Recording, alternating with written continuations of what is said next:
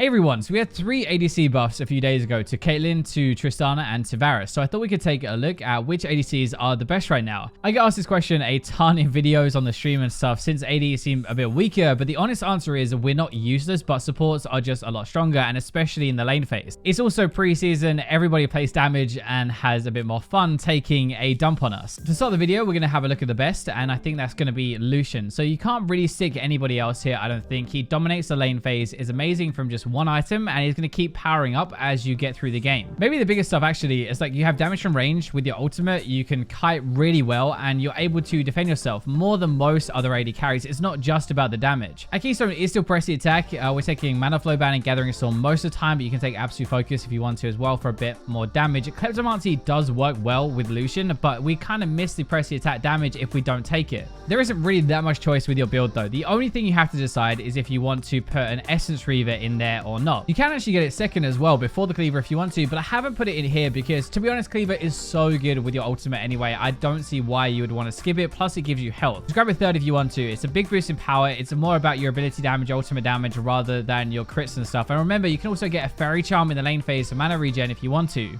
Ezreal's our runner-up. He's so good right now. These two are in a league of their own. There isn't really that much difference between the two. After his W rework, Ezreal has way more poke and damage now. He can take towers faster, and now the ultimate change as well, like to do more damage to champions, he's way more deadly. The only build stuff that might have changed recently since this last video is that Iceborne Gauntlet is a lot more popular than Trinity Force now, probably partly because we have a lot of damage everywhere, a lot of AD. You kind of want the armor, you want the defensive side and the kiting side, but obviously Trinity is more damage. Also, Gunblade is really good, but we're going to talk about that in a second. Most people are still going to be taking AD first in the stat shard, by the way, and not the attack speed. Apart from that, the thing you'll notice is Gunblade, right? Basically skipping Blade the Ring King for this instead. You heal from all your damage, which is your W, as well as all your abilities and stuff, and it turns Ezreal AP for late game, which is even more damage and burst when you run the double tier and Archangels. So Kai'Sa is our third spot. She is weaker after the nerfs, but she can win lane phase, and it's really important, and carry late game as well. So basically, if you hit your W in the lane, you can win trades by proccing your passive quite easily. It's a lot of damage, and it's really deadly, and then you can kind of like snowball from there. The main difference is you're weaker at 2 items, I think, and you need to get to 3 ASAP, but you can still build like crit, you can go AP, it's up to you. The first or the second build are the ones that I use. So Storm Razor first, it gives you a massive power spike in lane phase and lets you fight a little bit more. And as I said actually yesterday or day before, Death Stance is amazing on her if you need more healing, because it heals you from your W, your passive, everything. This one might be a little surprising, but Caitlyn was just buffed, giving her Q more damage and better ultimate range, and the ult range is actually massive now, but I think she's actually way better than people realize. Pros have started to pick her up way more with enchanter supports as well, and sensor like a Janet, you're even better. You want a hard shove bot lane with a strong support and then just get a massive lead. Most people are running Fleet Footwork still, but there is this grass page as well, and then obviously we're just going pretty much full crit. You really want to get to your 3 item spike as soon as possible. If you want to run grasp, it works pretty much the same, except you deal a bit more damage, you heal for way more overall, and you stack up some bonus health every single time you apply the grasp. The downside is you are really item dependent, and I would say that you kind of have to win your lane phase. You're good at it, but if you don't, you're going to struggle. You really need like 3 items before you're going to take over the game, but past that point, it's really good.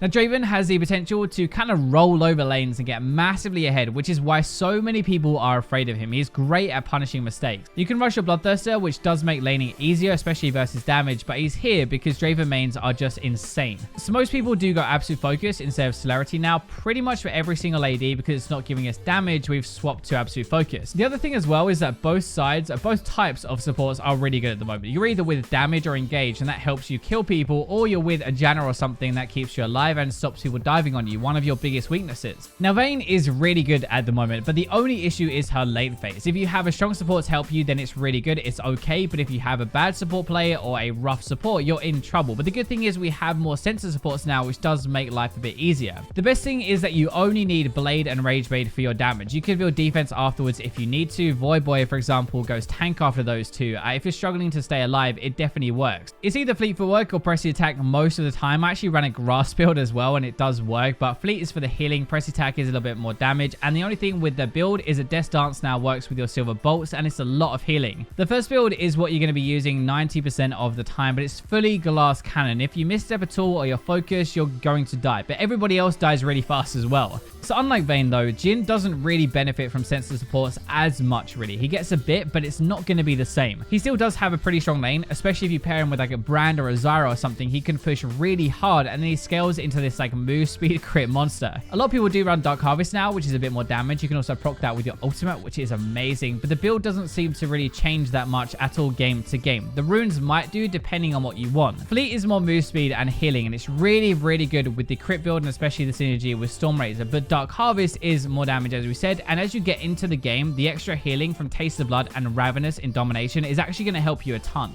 So Xayah could actually be better than this, but for the average player, she's probably about here in terms of like tier list. If you aren't aggressive and if you don't use your W for damage, if you don't combo well, then she doesn't really do very much apart from being very safe. But if you do those things, you pump out crazy damage and you're going to hard carry. There are a couple of things with the build. You'll notice it's very standard. This is pretty much what you're going to get every single game, but Essence Reaver isn't really good enough anymore to slot in on a Xayah build. And one thing I haven't included is Death Dance. It isn't really used enough right now to tell properly how good it actually is, but it applies from a W bonus damage and the feathers as well, so it can heal for a ton. I might be being a bit too harsh to Ashe here actually, but it's hard to put her much higher because if an Akali or an Irelia is unbanned and hunting you down, you're kind of screwed. Ashe has very high range and is really good in the lane phase. She has this savage slow, good engage. Her volley can keep people away like a Lucian, which means apparently she wins that matchup this patch most of the time. The only build difference here really, we're obviously going to go Blade first into Runins. It's really good damage. The slows is great and everything like that. We're actually most of the time going to go 100% crit if the game goes really late instead of getting arm penetration, just because it works really well with Ashe. Miss Fortune is pretty much still all about the damage though. Amazing for lower elo solo queue, and even higher she is good, but it seems like her scaling isn't what it used to be because of the Dark Harvest change. Her lane phase is still top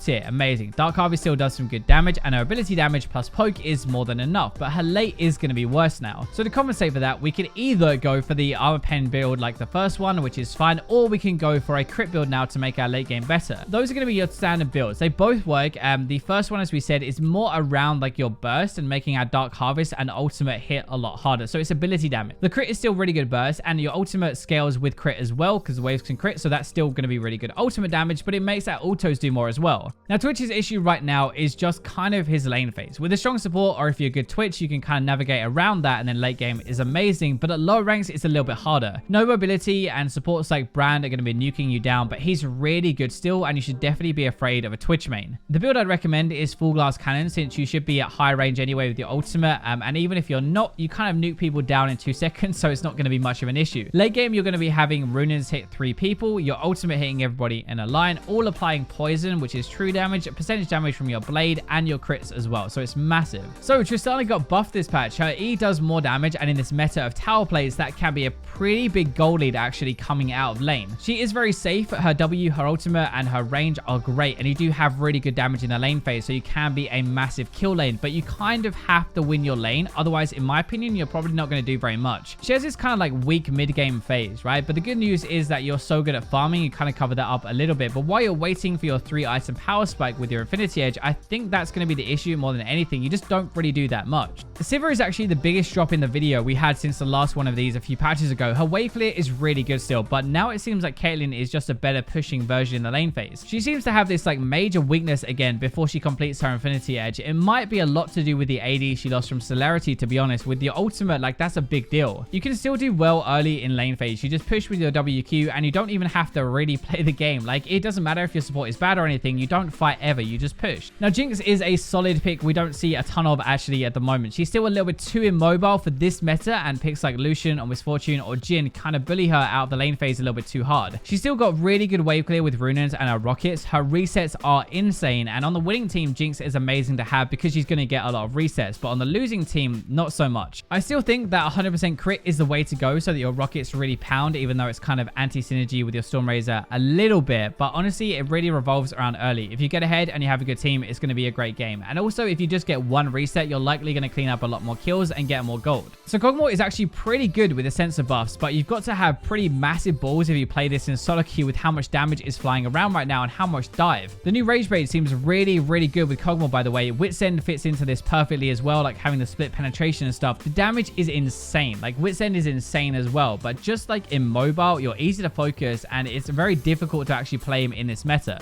I'm actually not going to put Kalista last for once. Her lane phase is still pretty trash actually, but her mid game is really good. And like having double lifesteal just definitely helps. You can kite a lot of these bruisers. You have a good protection for your support as well. I haven't really changed anything build wise or anything, just lots of lifesteal. You're trying to survive. You're trying to kite and stack up. You just have to get through your lane phase. Like it's actually not that strong. It can be, don't get me wrong, but it's not like the old lane bully that we used to.